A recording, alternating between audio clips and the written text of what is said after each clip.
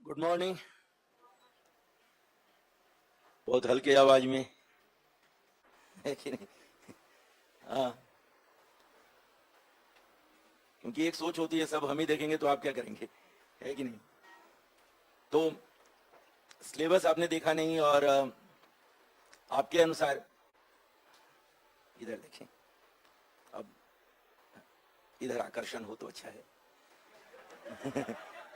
बगल वाला आकर्षित कर रहा है ज्यादा, बार बार ग्लानि होती है ना, सामने देखो हम भी कुछ तो हैं। तो चलिए, आप लोगों ने कहा कि पॉलिटी पढ़ने आए हैं, और आप ही नहीं सभी यही कहते हैं कि हम पॉलिटी पढ़ने आए हैं। पढ़ते भी शायद यही हैं। भारतीयों की एक खासियत है, जन्म से ही राजनीतिज्ञ होते हैं। है ना? कहते जरूर है कि पॉलिटिक्स हम नहीं करते, लेकिन शुरू से ही पॉलिटिक्स होता है। और जब पढ़ने आते हैं तो पॉलिटी पढ़ते हैं। लेकिन हमारे पूछने का एक कारण था, मकसद था कि पढ़ाई शुरू करने के पहले मालूम होना चाहिए कि पढ़ना क्या है ना? और इसमें आपकी ज्यादा गलती नहीं है, गलती तो है, ज्यादा नहीं है, हमारे तरफ से ज्यादा गलती होती है। एक माहौल बना दिया गया है यह कहते हुए कि हम क्या पढ़ने जा रहे हैं, पॉलिटी, जबकि सिलेबस में ऐसे नहीं लिखा हुआ है ना? लेकिन आदत हो गई हम सबको कहने की कि क्या पढ़ रहे हैं, पॉलिटी। और जो हम पढ़ने जा रहे हैं वह दरअसल सबसे पहले क्या है, संविधान, और उसके बाद आता है राज व्यवस्था, और यह है पॉलिटी, ये नहीं है ना? तो जब आपने कहा कि पॉलिटी पढ़ने जा रहे हैं तो हमारे लिए आसान हो गया, इसको छोड़ सकते हैं, लेकिन ऐसा है नहीं। और दूसरी खासियत इसकी यह है कि संविधान और राज व्यवस्था दोनों में अंतर है, दोनों अलग अलग हैं और दोनों एक दूसरे से जुड़े हुए भी हैं। अगर सिलेबस में पहले संविधान लिखा हुआ है और राज व्यवस्था बाद में, तो कुछ तो कारण होगा, कुछ मकसद होगा, ऐसे ही तो नहीं लिख दिया। तो जब तक संविधान के बारे में जानकारी न मिल जाए तब तक इसके बारे में असंभव है। असंभव बोल रहा हूं, संभव ही नहीं है कि इसके बारे में हम समझ लें कुछ। तो बेटा हम लोग राज व्यवस्था नहीं पढ़ेंगे, हम लोग पढ़ेंगे क्या, दोनों, संविधान और राज व्यवस्था। और इसके क्या कारण है धीरे धीरे एक एक करके पता भी चलेगा हम लोगों को। और 3 और शब्द लिखा हुआ है जो मैं नहीं आपके सामने विस्तार से चर्चा करूंगा। एक लिखा होगा गवर्नेंस यानी अभिशासन, है ना? उसके बाद लिखा होगा सामाजिक, और अंत में अंतरराष्ट्रीय संबंध। तो जो बाद में 2 लिखे हुए हैं यानी कि सामाजिक न्याय और अंतरराष्ट्रीय संबंध, उनका तो सीधा इससे मतलब नहीं होगा, अप्रत्यक्ष रूप से होगा कहीं कहीं पर। लेकिन जो पहले लिखा हुआ है अभिशासन या गवर्नेंस, उसका इससे संबंध होगा। तो जहां जहां पर होगा मैं इसकी भी चर्चा आपके साथ करूंगा, ठीक है ना? तो एक चीज तो बेटा क्लियर हुआ कि पढ़ने क्या जा रहे हैं हम लोग, संविधान और राज व्यवस्था, ठीक है ना? अब प्रश्न यह उठता है कि संविधान में क्या पढ़ाओगे? संविधान, आज 13 तारीख है और भारत सरकार के अनुसार अमृत महोत्सव शुरू हो गया। भारत सरकार के अनुसार, आपके अनुसार पता नहीं, लेकिन है कि नहीं, अमृत महोत्सव शुरू हुआ। अब इस अमृत काल में कितने लोगों ने संविधान देखा है भारत का या पढ़ा है? खुल के बात करो, कोई अभी पढ़ाई तो हो नहीं रही है, टाइम पास कर रहा हूं। तो यह बताओ कि कितने लोगों ने संविधान देखा है? देखने को कह रहा हूं, पढ़ने को नहीं। अच्छा, किसी ने नहीं देखा है, चलो अच्छी बात है। अब सोचो करीब 72 साल हो गए या, है ना, अमृत महोत्सव मना रहे हैं, लेकिन संविधान अभी देखना बाकी है। तो इस संविधान में हम लोग करेंगे क्या, क्या पढ़ेंगे ये जान लें हम लोग, और आज के बाद देख भी लेंगे। सबसे पहले तो यह जानेंगे कि संविधान क्या होता है, नहीं है ना। तो संविधान का सबसे पहले हम लोग क्या करेंगे, परिचय जानेंगे, होता क्या है, इसका महत्व क्या है, क्यों संविधान बनाते हैं। हर देश में लिखा हुआ संविधान हो कोई जरूरी भी नहीं है, तो जहां लिखा है उसमें क्या अंतर है, जहां नहीं लिखा है उसमें क्या अंतर है, और हमारे देश में लिखा क्यों, जब बहुत सारे देशों में बिना लिखे भी काम चल रहा है, तो हमारे देश में क्यों लिखा, खाली बैठे थे, फुर्सत में थे है ना, या सही में लिखना बहुत जरूरी था भारत के लिए। तो ये कुछ जो भी होगा उसका एक परिचय हम लोग पढ़ेंगे। उसके बाद दूसरे नंबर पर पढ़ेंगे प्रस्तावना, है ना, प्रस्तावना सुने होंगे आप लोग, संविधान की प्रस्तावना। तो दूसरे नंबर पर पढ़ेंगे प्रस्तावना। उसके बाद पढ़ेंगे मौलिक, हाँ ये बहुत टेंशन वाला चीज, मौलिक अधिकार, है ना। आजकल देशद्रोह वगैरह वगैरह सब चल रहा है, और झंडा अगर नहीं फहराएंगे तो सोच लीजिएगा। भारत सरकार ने कहा बस केवल फोटो खींच के दे दो इन लोगों का जो झंडा नहीं फहरा रहे हैं, उसके बाद हम देखेंगे। तो है ना, तो मौलिक अधिकार आपको पढ़ना है। मौलिक अधिकार के बाद हम लोग पढ़ेंगे नीति निर्देशक तत्व। उसके बाद पढ़ेंगे मौलिक कर्तव्य, मौलिक कर्तव्य, ठीक है ना। फिर 6वें नंबर पर पढ़ेंगे संविधान संशोधन, संविधान संशोधन। और 7वें नंबर पर पढ़ेंगे संवैधानिक नैतिकता और संविधानवाद। इतनी चीजें हम लोग पढ़ेंगे किसमें, संविधान के दायरे में। परिचय, प्रस्तावना, मौलिक अधिकार, नीति निर्देशक तत्व, मौलिक कर्तव्य, संविधान से, इसी में मौलिक ढांचा भी आएगा, सुने होंगे नाम आप लोग, मौलिक ढांचा संशोधन पढ़ते वक्त। और अंत में क्या, संवैधानिक नैतिकता और संविधानवाद। अब देखिए हर चीज सिलेबस में लिखा हुआ हो ये कोई जरूरी नहीं है। अगर मुख्य परीक्षा का सिलेबस देखेंगे तो उसमें ये मौलिक अधिकार कहीं भी लिखा हुआ नहीं मिलेगा, नीति निर्देशक तत्व लिखा हुआ नहीं मिलेगा, मौलिक कर्तव्य भी लिखा हुआ नहीं मिलेगा, ठीक है ना, और संवैधानिक नैतिकता भी लिखा हुआ नहीं मिलेगा, ये नहीं मिलेंगे। लेकिन इससे प्रश्न हर साल पूछे जाते हैं, लगभग प्रारंभिक परीक्षा में भी और मुख्य परीक्षा में भी, ठीक है ना। तो जब भी हम लोग संविधान जब शुरू करेंगे तो इसी क्रम में आगे बढ़ेंगे। और पहली बार मैं यहां पर विगत वर्षों का प्रश्न लूंगा, रोज रोज नहीं होगा ये, विगत वर्षों का जो भी आया होगा, परिचय और प्रस्तावना के बाद विगत वर्षों का प्रश्न, ठीक है ना। और मौलिक अधिकार से लेकर के संविधानवाद तक, यहां तक दूसरा पढ़ाओ होगा। यहां पर विगत वर्षों के जो प्रश्न होंगे उनकी चर्चा करेंगे, बीच बीच में भी होगी, लेकिन ये जो टॉपिक्स हैं इसके खत्म होने के बाद भी हम लोग इसको दोबारा, जितने भी क्वेश्चन आएंगे उनमें से इंपॉर्टेंट क्वेश्चन की चर्चा मैं आपके साथ करूंगा, ठीक है ना। और इसके बाद शुरू होगा क्या चीज, राज व्यवस्था। अभी इसको विस्तार से नहीं बता रहा हूं, राज व्यवस्था में क्या होगा इसके पहले आप ये जान लें कि यह क्या है, राज व्यवस्था। तो व्यवस्था किसके आधार पर बनती है, संविधान के आधार पर, है ना। और आप बेशक न जानते हो इसका टेक्निकल अर्थ, परंतु राज्य समझ लीजिए थोड़ी देर के लिए। तो ये राज्य जो है या शासन है या राज्य है, ये किससे प्रभावित होता है, संविधान से, है ना। और राज चलाने के लिए ही संविधान ने क्या दिया है, व्यवस्था दी है। तो व्यवस्था में सबसे पहले कौन सी व्यवस्था, कार्यपालिका, है ना। अब कार्यपालिका संघ की भी हो सकती है और राज्य की भी हो सकती है, दोनों पढ़ेंगे इसमें। उसके बाद विधायिका, ये भी संघ की होगी और राज्य की होगी।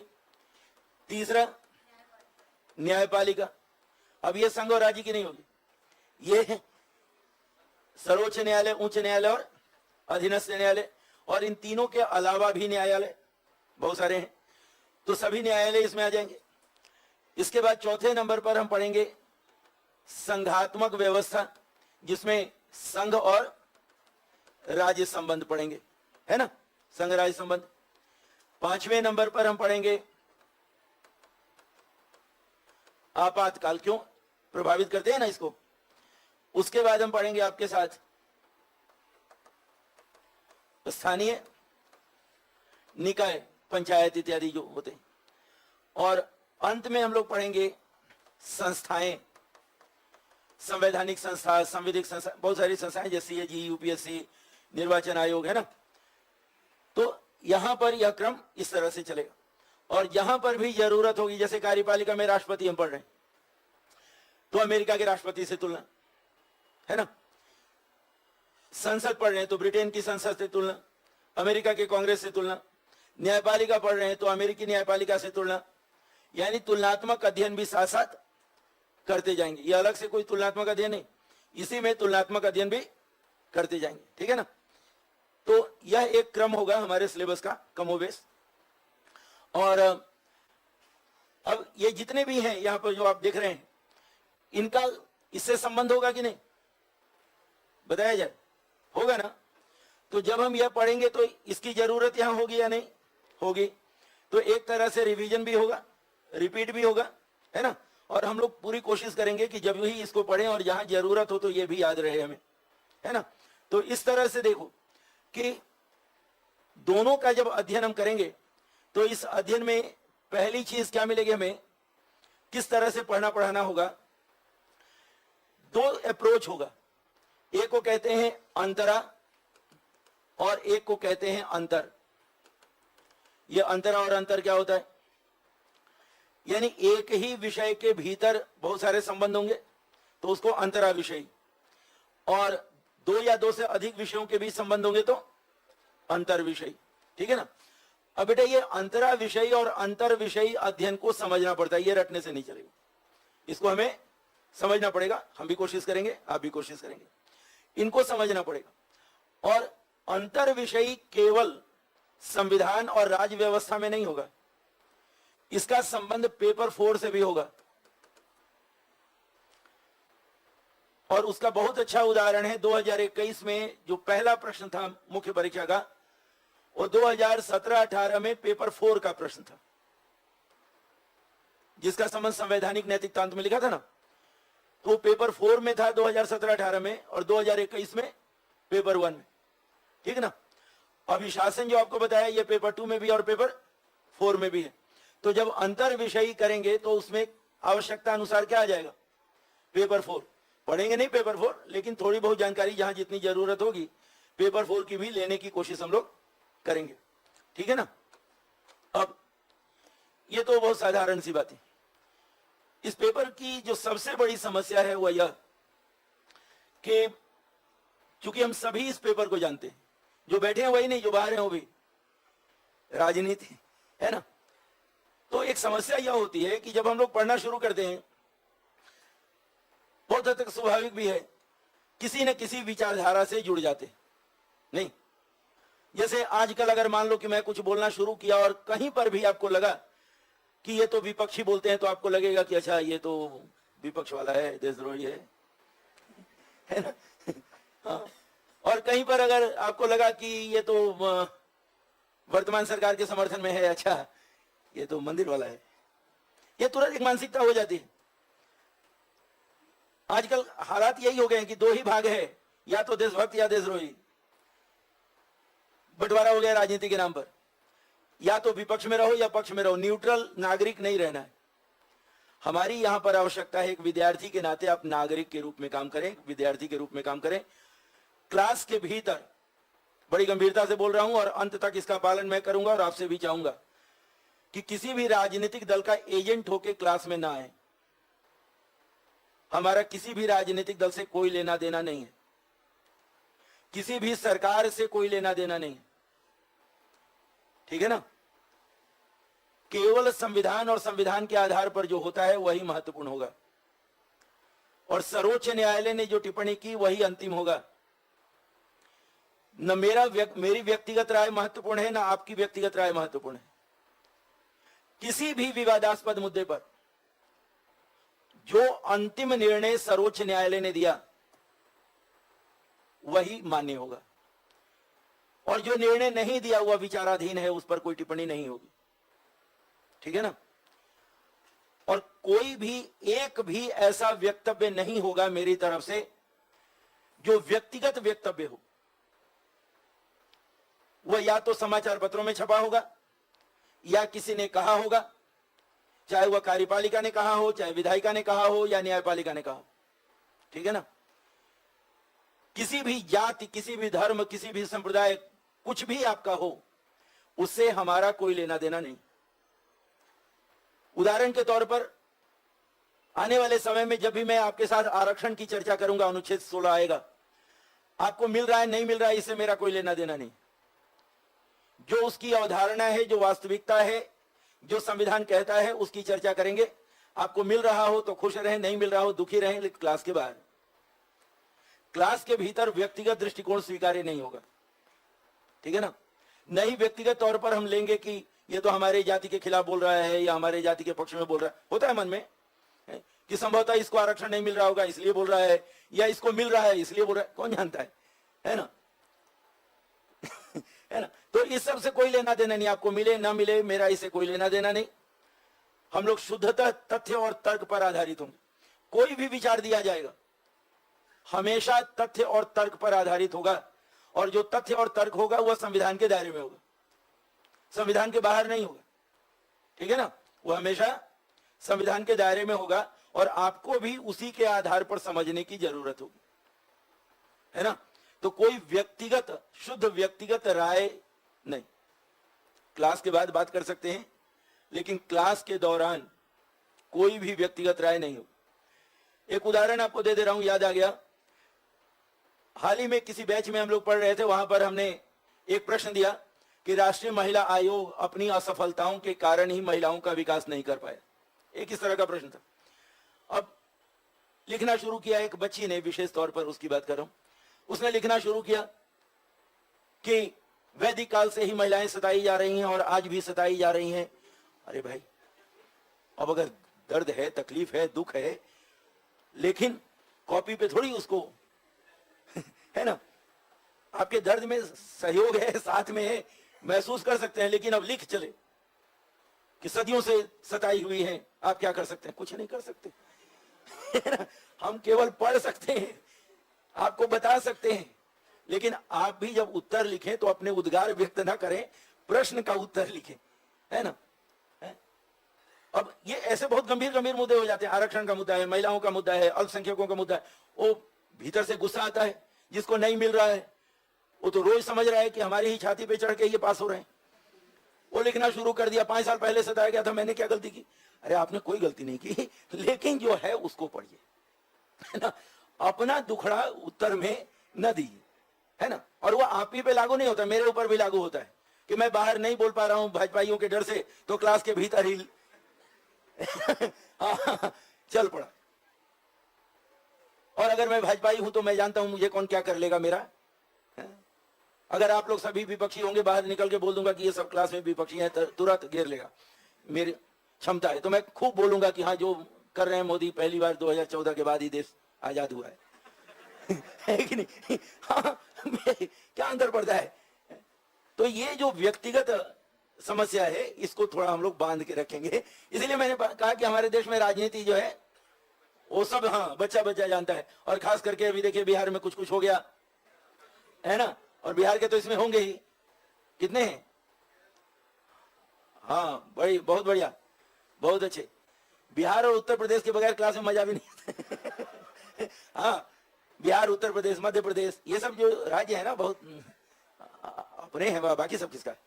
तो देखो, तो ये हो गया ना शुरू, अपने नहीं, सब अपने हैं। तो सवाल ये उठता है कि यहाँ पर रोज घटनाएं घटित होती रहती हैं, और जो जिसके साथ होता है वो पवित्र हो जाता है, जो दूर गया वो अपवित्र हो गया। तो ये सब हम लोग को थोड़ा नियंत्रित रखना होगा। है ना।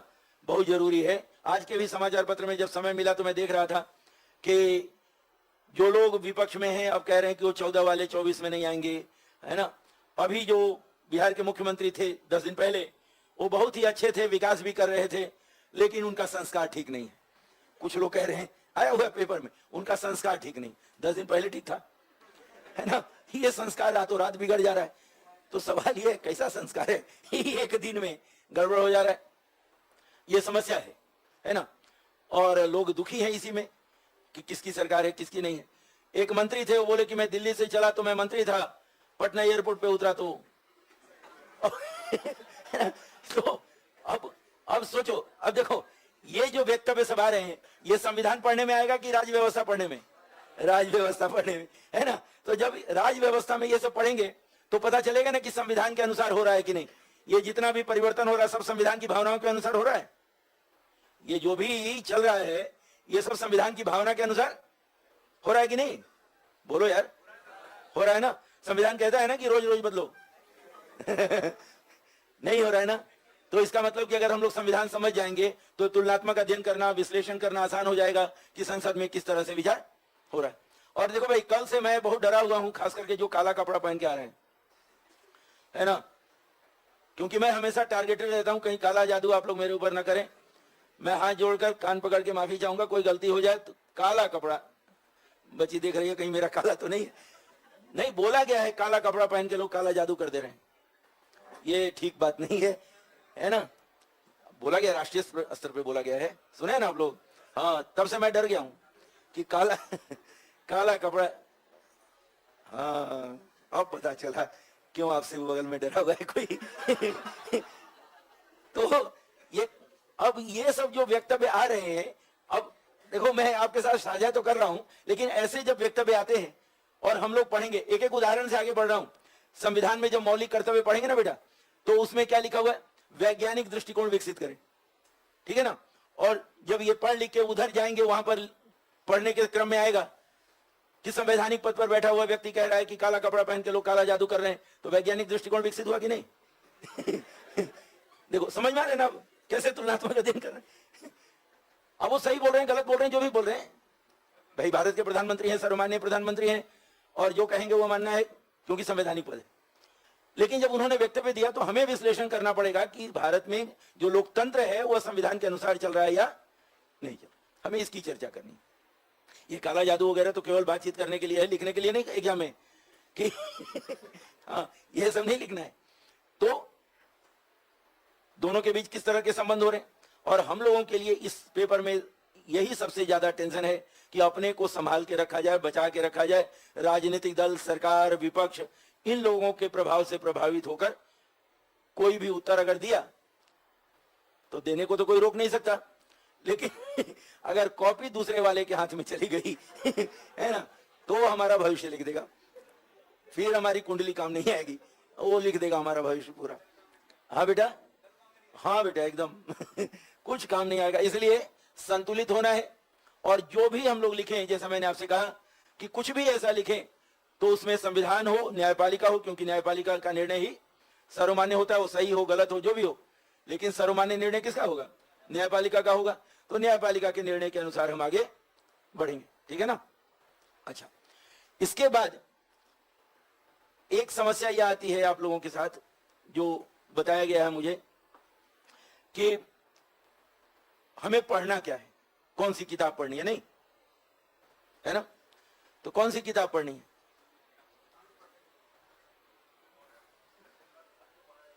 अभी जो पढ़ाया जा रहा है, हाँ बहुत सही बात, अभी जो पढ़ाया जा रहा है यही पढ़ लो। हाँ, अब देखिए, जहां तक किताबों का सवाल है, किताबों में एनसीईआरटी सभी कहते हैं पढ़ना होता है, नहीं तो मैं भी कह दे रहा हूं कि हाँ, जब सब कह रहे हैं तो हाँ, बस देखो तो बच्चा कितना जानता है। 11 और 12 की किताब पढ़नी।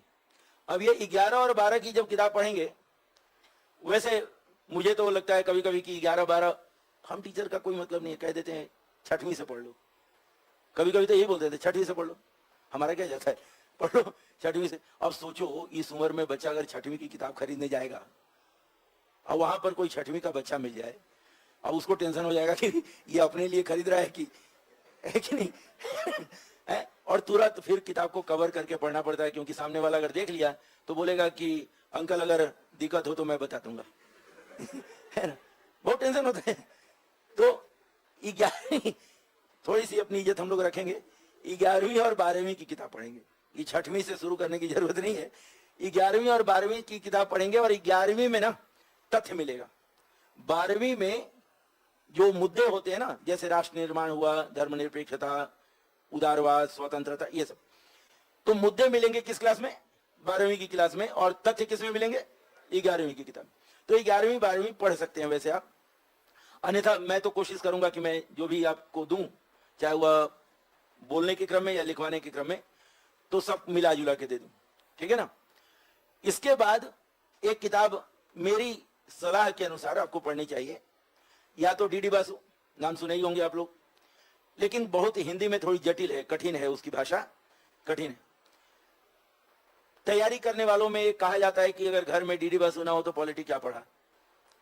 फैशन की भी तो बात होती है ना, दिखाना भी तो है कि हम पढ़ रहे हैं भारी भरकम चीज, तो है ना। तो डीडी बासु की किताब लोग कहते हैं, लेकिन उसी किताब की तरह एक बहुत अच्छी किताब है बीके शर्मा की, बीके शर्मा। ये जो भी डीडी बासु में लिखा हुआ है ना, पूरा 100% इसमें मिल जाएगा, और इसकी भाषा बहुत सरल है, बहुत सरल भाषा। तुम अगर व्यक्तिगत सलाह मानेंगे तो ये पढ़नी चाहिए, डीडी बासु नहीं पढ़े, कोई जरूरी नहीं है, भाषा कठिन है और इसकी भाषा बहुत ही सरल है, ठीक। तो किताब के नाम पर यही 2 चीज आपको खरीदनी, इससे ज्यादा नहीं, इससे ज्यादा 1 पैसा भी खर्च करने की जरूरत नहीं है। बाकी जो भी यहां से मिल रहा है, कुछ बुकलेट भी मिलता होगा, एक हो, और दूसरा जो हमारी सेवा आपके सामने होगी हो। इसके अलावा कुछ भी नहीं पढ़ना है ना, कुछ भी नहीं। हालांकि कुछ लोग मुझे आशा भरी निगाहों से देख रहे हैं कि एक छूट रहा है, कुछ बोल दो। एक गाइड है, उस गाइड को छूना भी नहीं है, हाँ, सत्यानाश हो जाएगा, कठोर शब्द बोल रहा हूं, उसको छूना भी नहीं, और अभी तो बिल्कुल नहीं। उस गाइड की थोड़ी बहुत जरूरत पड़ेगी, थोड़ी बहुत, वो भी तब जबकि अभी आप गलत कार्य करेंगे। अगर आपने सही काम किया, सही दिशा में आप बढ़े, तो आपको उस गाइड की कभी जरूरत नहीं पड़ेगी, और कुछ गलत दिशा में गए तो उस गाइड की जरूरत पड़ेगी। वो अभी कब? जब प्रारंभिक परीक्षा की तैयारी आप करेंगे, उस समय कुछ रिवीजन के लिए वह गाइड आपके काम आएगी, अन्यथा वह आत्महत्या के समान है वह गाइड। हाँ, सीधे तौर पर कह रहा हूं, आत्महत्या के समान है। अब आप बहुत मन में हो रहा होगा, मैं समझ रहा हूं, दुविधा हो रही, कुछ ने तो ये सोचा होगा खरीद लिया, अब क्या करें। कुछ ने यह भी सोचा होगा या सोचेंगे कि शायद वो इसी से पढ़ाएगा इसलिए मना कर रहा है। हाँ, वो ये भी सोचेगा, कुछ ऐसे होंगे जो ये भी सोचेंगे अच्छा ये इसी से पढ़ाएगा इसलिए मना कर दे रहा है कि उसको देखो ही मत, ठीक है। और कुछ जो है आज जाकर के कवर चढ़ा लेंगे कि ये देखे नहीं। लेकिन मानो या ना मानो, एक काम करो, जिनको वह गाइड पढ़नी ही है वो एक काम करो, 2015 से लेकर के 21 तक यूपीएससी के क्वेश्चन आए हुए, उनमें से कोई भी 5 क्वेश्चन निकाल लो, कोई भी 5, ठीक है ना। कब से कब तक? कोई भी 5 क्वेश्चन निकाल लो और गाइड को सामने रख के लिखो, और लिख करके 50% नंबर प्राप्त कर लो तो गाइड पढ़ लेना, और नहीं तो छोड़ देना। समझ रहे हो? बहुत सरल है, चेक कर लो। मुझे मत दिखाना, किसी को भी दिखा देना, केवल गाइड लिखने वाले को छोड़कर, है ना। और एक समस्या है इस समाज में, और वह समस्या यह है कि तर्क देते हैं कि जो पास किया वो बताया कि गाइड पढ़ो। आप प्रभावित भी होते हैं, स्वाभाविक सी बात। जो पास किया उसका कथन महत्वपूर्ण हो जाता है, जो आप में से ही कल कोई हो सकता है। जो पास किया वो अपने भाई को पास करा ले, अपनी बहन को पास करा ले। जब वो अपने घर वालों को पास नहीं करा सकता तो आपको कहां से पास कराए। दूसरी बात कि जब वो पास किया तो आपने पूछा कि पेपर 2 में कितना आया, ये भी नहीं पूछा होगा। आपको यह लगता है कि उसने पास किया है, उसके सम्मान में कोई कमी नहीं, उसने मेहनत की है, पास किया है। लेकिन क्या वह इसी पेपर में अच्छा नंबर लाया? तब नेट पे जाके देखो क्या नंबर आता है। बहुत ही प्रसिद्ध एक आईएएस ऑफिसर हैं, महिला, राजस्थान काडर की हैं, हमेशा नहीं नाम नहीं ले